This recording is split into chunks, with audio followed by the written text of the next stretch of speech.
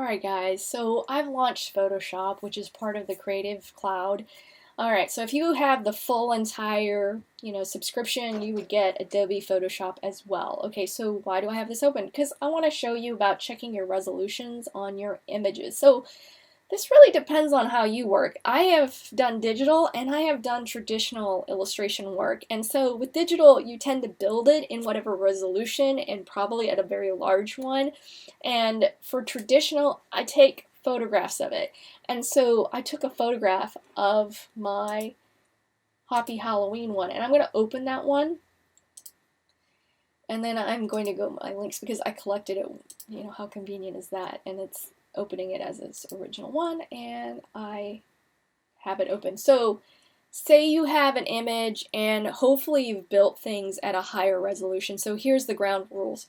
300 at the actual resolution, at the actual printed size that you want it to be. So this is like 6 by 9, so 6 by 9 at 300 pixels per inch. So what that means is the more pixels you have in a inch area, the more resolution and the better quality it's going to print at.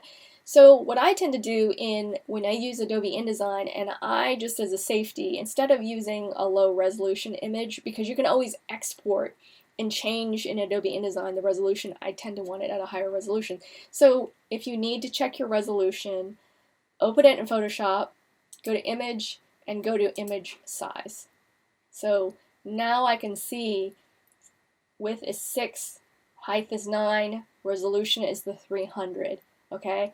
And I would hit OK because I'm fine with the way it is. And like I said, it's a JPEG, and I really don't care because at this point, all I'm doing is making sure I can send something to an art director or a client so that they can read it on screen. If they want something that's going to be higher res and they want something like they want an actual sample, then I'm just going to mail them a snail mail, postcard, actual printed stuff so they can see it.